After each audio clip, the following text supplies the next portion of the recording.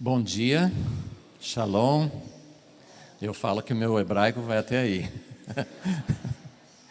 É muito prazer a gente poder estar aqui. Acho que ainda faltam algumas pessoas para chegar. Esse é a nossa segunda conferência, mas em alguns sentidos eu estou me sentindo como se fosse a primeira. Tem muita coisa diferente, muita coisa nova que Deus está fazendo. Acho que cada vez é uma experiência nova, e eu estou com muita expectativa. Espero que vocês estejam também. Estou com muita expectativa, muita até ansiedade para aquilo que Deus vai fazer entre nós. Nós estamos chamando essas conferências, é uma conferência TJC2. Se você não sabe o que é TJC2, até o final da conferência você vai saber.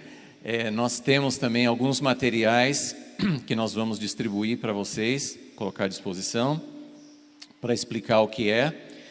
E nada melhor para entender o que é o TJC2 do que ter a pessoa a quem deu originalmente essa visão. Então, realmente assim, se você viu a programação, você viu assim que a maioria das sessões, a maioria das mensagens vai ser com nosso irmão, rabino messiânico, Marty Waldman. Então ele vai explicar em bem mais profundidade o que é o TJC2, como é que aconteceu e várias coisas relacionadas. O que eu vou fazer aqui, não sei se dá para você enxergar as letrinhas e os códigos, né? Quem é esperto já tem que saber o que é J, o que é G, né? Não precisa ter muita esperteza para saber o que é, mas esse diagrama é simplesmente uma visão rápida da história toda da Bíblia. Então, o que eu vou fazer agora, em alguns minutos, é só dar uma pequena visão daquilo que Deus vem fazendo desde o início do seu plano. É o plano de redenção, mas o plano de redenção, na verdade, veio por causa de algo que aconteceu depois da criação. Então, Deus tem um plano que é muito maior do que o plano de redenção. Mas o plano de redenção é importante porque o plano de redenção nos leva de volta ao plano original de Deus. Então, eu só vou dar alguns toques. Eu queria que você sentisse um pouco antes de entrar mais detalhadamente com as palestras do Rabino Marty. Eu queria que vocês tivessem uma visão global do plano de Deus na Bíblia e como que esse plano, esse propósito que nós temos aqui de caminhar junto entre judeus e cristãos, como que isso se encaixa. Então, preste bem atenção. Eu quero que vocês, eu sei que alguns estão tentando copiar, se alguém quiser esse arquivo, isso aí a gente pode disponibilizar, você pode pegar esse arquivo depois, mas eu queria que você prestasse bem atenção num aspecto importante. Hoje tem muita controvérsia sobre esse assunto que nós estamos falando, sobre a união, sobre o caminhar juntos, sobre o propósito de Deus, não é uma unanimidade. Existem controvérsias sérias, e assim como outros aspectos entre o povo de Deus, nós não nos dividimos, nós não nos separamos de pessoas que pensam diferente. Mas é muito, muito importante a gente entender que esse assunto que nós estamos falando não é um assunto secundário, não é a base, assim, a gente não se divide de pessoas que não acreditam assim, não é a base da nossa fé, mas tem muito a ver com todo o plano de Deus na Bíblia. Então, isso aqui não é uma moda, isso aqui não é uma nova ênfase, não é uma coisa assim que, além de outras coisas, a gente pensa nisso também. Isso acaba sendo algo muito fundamental, e é isso que eu queria que vocês vissem rapidamente. Na verdade, esse nome eu queria refletir, mas no final dessa palestra eu vou explicar melhor, mas eu queria refletir com vocês por que é uma jornada conjunta, que é o nome da nossa conferência. Por que é uma jornada conjunta entre judeus e cristãos, judeus messiânicos e cristãos? Então, essa é a ideia, ok? Então, eu vou passando para frente, mas depois voltando. Então, rapidinho aqui, esse aqui é só para você entender, esse aqui abrange a Bíblia inteira, ok? A Bíblia fala alguma coisa sobre o que aconteceu antes da criação e fala alguma coisa sobre o que vai acontecer depois da segunda vinda, mas não muito. O grande assunto da Bíblia é da criação até a volta de Jesus. Esse é o grande assunto da Bíblia. Então você tem aqui a criação, depois vem a queda, e a partir de Gênesis 11, final de Gênesis 11, Gênesis 12, começa a história da redenção. Então nós vamos dividir a história, é algo que provavelmente você já viu, mas só para a gente visualizar. Nós vamos dividir a história em duas partes principais. Antes da primeira vinda de Jesus e depois da primeira vinda de Jesus. Então, só dê uma olhada assim nessa sequência histórica, depois a gente vai voltar. De Abraão até Jesus, na cronologia são mais ou menos 2000 anos. Okay? E é a história, eu falei assim, a história da Bíblia é da criação até a volta de Jesus. Mas da criação até Abraão nós só temos 11 capítulos em Gênesis. Então, o assunto principal da Bíblia é de Abraão para frente. Essa é a história principal da Bíblia. Então, você tem de Abraão até Jesus a primeira parte da história.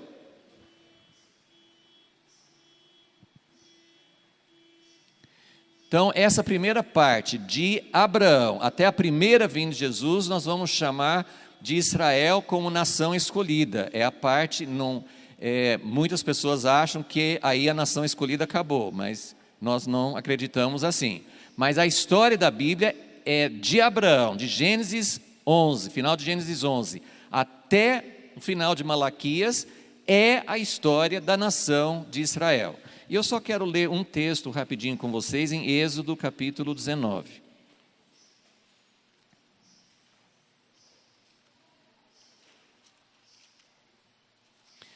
Que esse versículo resume o propósito de Deus que é revelado em todo o Antigo Testamento. E como eu disse, eu vou tocar muito rapidamente nisso. O Rabino Mardi vai falar mais, mas isso aqui é só para você ter uma visão panorâmica, uma visão geral.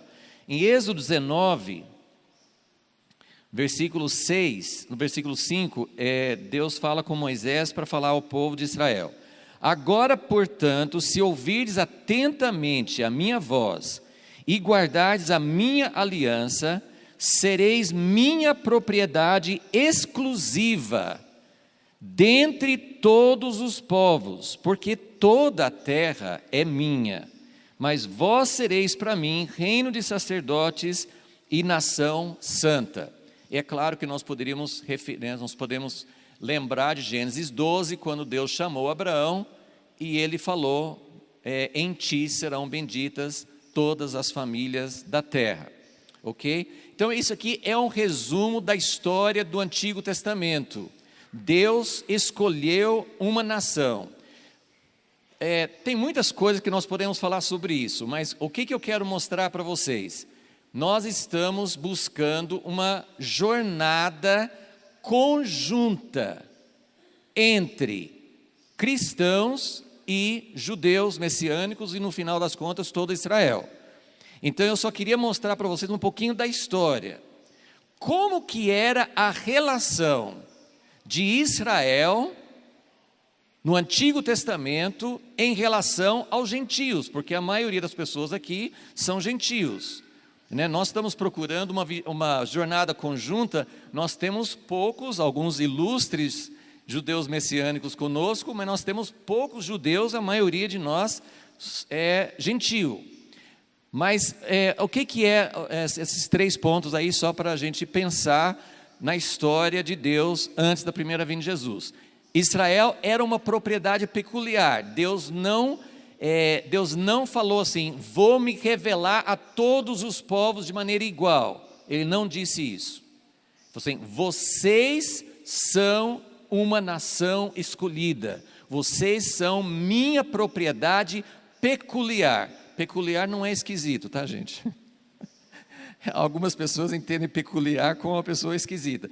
Propriedade peculiar é uma coisa diferente, é uma propriedade especial, é um tesouro, é algo diferente. Claro que Deus não ama a Israel mais do que os outros povos, mas Ele escolheu Israel para ser uma bênção a todas as nações da terra. Então, Israel tem um chamado, Israel tem uma origem e Deus deu a eles um chamado especial. Mas durante todo o Antigo Testamento, os outros povos, na grande maioria, não eram alcançados. Eles deveriam ser o quê? Uma testemunha. Leia, não vou tomar tempo para ler, mas leia Deuteronômio 4. Israel foi chamado para ser uma testemunha a todas as nações. Em Deuteronômio 4, Moisés fala: todos os povos da terra vão olhar para vocês e vão dizer: que povo sábio, que povo santo, que povo diferente. Eles veriam em Israel um caminho para o Deus verdadeiro. Porém, número 3, durante o tempo do Antigo Testamento, raramente algum gentio foi incluído. Temos também ilustres exceções, né, como Ruth, né, provavelmente o primeiro livro a ser escrito na Bíblia, Jó não era um judeu. Então nós temos pessoas no Antigo Testamento que não eram judeus, mas eram exceções. Na maioria era a nação de Israel. Então essa é a parte, eu quero mostrar para vocês como o que nós estamos, nós somos uma pequena parte. O que nós estamos fazendo aqui, Deus está fazendo em medidas maiores em outras partes do mundo. Mas eu queria mostrar para vocês que nós estamos buscando aqui, nessa jornada conjunta, algo que é muito singular e é muito raro na história. Eu queria que vocês enxergassem isso. Então, durante 2000 anos de história, antes da primeira vinda de Jesus, não tinha uma jornada conjunta. Era Israel, só Israel, ok? Agora vamos voltar para o nosso diagrama, para nos situar. O que acontece com a vinda de Jesus? Quem conseguiu entender meu código ali? O que é JG? Judeus e gentios, claro. Durante um tempo muito curto na história, e esse é o ponto que precisa nos encher de ânimo, de entendimento profético, de chamamento. Nós precisamos não achar que somos melhores, mas que época Deus escolheu para você, para mim, estarmos vivos agora, num momento muito significativo. Porque eu quero mostrar para vocês que só nessas duas janelinhas, quando Jesus veio, para onde Jesus veio? Para onde Jesus veio? Deus lançou seu Filho em qualquer nação do mundo? Não, Ele lançou seu Filho numa nação que tinha sido preparada durante 2000 anos, na plenitude dos tempos. Ele veio para as ovelhas perdidas de Israel e tudo mais, ok? Então, nesse tempo, esse pequeno intervalo, que é o que nós vamos chamar de Igreja do Novo Testamento, que é esse período que é relatado para nós no Novo Testamento. Jesus veio, depois Ele morreu, ressuscitou, né, e o Espírito Santo foi derramado e nós temos a Igreja do Novo Testamento. Como que era essa Igreja do Novo Testamento? Primeiro, todo o início da igreja era de judeus. Quem eram os 12 apóstolos? Judeus. Quem estava no cenáculo esperando 120 pessoas, esperando o primeiro derramamento do Espírito Santo? Judeus. Quem se converteu no dia de Pentecoste, 3.000 pessoas? Judeus. Eles falavam outros idiomas porque eles eram de outras nações, mas eram judeus, eram pessoas que estavam em Jerusalém para celebrar a festa. Então, o início da igreja era com judeus. Mas agora acontece algo diferente, algo que Deus tinha propositado lá atrás, mas que agora começa a acontecer. Porque a partir de Cornélio, em Atos 10, depois a partir de Paulo, indo para os gentios começam a entrar. Então nós temos a inclusão de gentios, que vai ser um assunto que nós vamos abordar bastante nessa conferência. Esses princípios, então, a igreja primitiva, que começou com judeus, mas incluiu gentios, essa igreja lançou as bases da igreja que Deus queria, com JG, com judeus e gentios juntos. Então os princípios que Deus deu para a igreja primitiva foram princípios estabelecidos para uma igreja unida de judeus e gentios. E o resultado, e esse é outro ponto importante que eu quero que vocês enxerguem. Quando houve derramamento do Espírito Santo só sobre judeus, a palavra se multiplicou, a palavra começou a espalhar. Jerusalém, Judeia, Samaria. Mas quando os gentios entraram também, quando Paulo foi para os gentios, quando os gentios foram incluídos, algo muito especial aconteceu, que a gente chama mais ou menos do princípio da energia nuclear, que quando você junta, quando você tem uma massa crítica, eu não sou físico, eu não sei explicar essas coisas cientificamente, mas quando você junta os elementos necessários para uma reação em cadeia, a energia nuclear é liberada, e essa é a energia que vai conquistar o mundo. A igreja primitiva, com a inclusão de gentios, começou a se multiplicar e espalhar pelo mundo. Então, união, poder e multiplicação, ok? Qual que é o próximo passo aqui agora? O que acontece depois dessa pequena janela aqui? Vem um período longo que nós chamamos de tempo dos gentios. Tempo dos gentios. E isso aí depois vai ser melhor explicado, nós não vamos entrar nisso, mas a verdade, o que aconteceu nesse tempo de gentios? Houve realmente, então, eu estou falando sobre o período todo, não estou falando sobre uma parte só. Durante esse período de quase 2000 anos, mas podemos dizer assim, tipo final do primeiro século, início do segundo, já começou a mudar. Eu sei que nós vamos ouvir mais sobre esse período, o que aconteceu, mas nesse período houve uma coisa boa, expansão do Evangelho. O Evangelho foi alcançando mais ainda todos os países, chegou até o Brasil. O Evangelho chegou aos confins da terra, né? Eu morei por muitos anos numa cidadezinha no interior de Goiás. E uma vez nós convidamos um preletor norte-americano, ele veio dos Estados Unidos para visitar a nossa congregaçãozinha em Rubiataba. E ele teve uma experiência quase igual ao Marty ontem, né, de ficar muitas horas no carro, em trânsito e tal, não sei, mas é que assim, Rubiataba, se você olhar no mapa, está no centro do Brasil, tem muita coisa para lá ainda. Mas quando você viaja, né, não tem aeroporto perto, não, assim, você tem que ir de carro. Naquela época, assim, as estradas eram muito mais precárias, né? E aí, quando esse irmão chegou lá na nossa cidade, ele deu um suspiro e falou assim: ufa, eu não sabia que Deus realmente ia me mandar até os confins da terra. Ele sentia assim que ele tinha assim, olha, tem muita coisa para lá. Rubiataba não chega nem perto de uma aldeia indígena, de ir no Amazonas, em outros lugares assim. Mas o Evangelho chegou e tem chegado, claro que ainda falta muita coisa para acontecer, todos os povos não foram evangelizados ainda, mas em grande parte o mundo tem sido alcançado com o Evangelho. Mas aconteceu outra coisa terrível.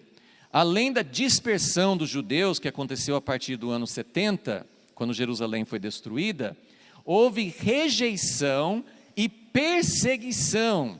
Então, a igreja que começou com judeus, lembra a igreja do Novo Testamento? A igreja que começou com judeus, incluiu os gentios, os judeus abraçaram os gentios e permitiram, com direção de Deus, que os gentios continuassem sendo gentios. Essa igreja dos gentios começou a rejeitar o judeu como judeu. O judeu pode fazer parte da igreja, mas ele tem que deixar de ser judeu.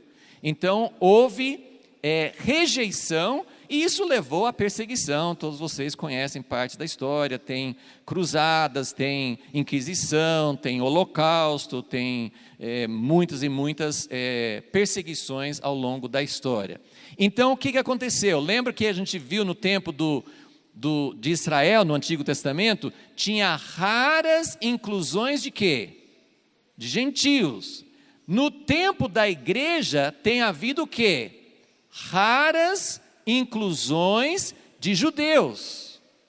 Se o judeu entra na igreja, ele perde a sua identidade, ele deixa de ser judeu, porque judeu não é só uma etnia, judeu é um chamamento, é uma aliança, né? Envolve muita coisa ser judeu, ok? Então, isso aí é o que tem acontecido nesse tempo nosso.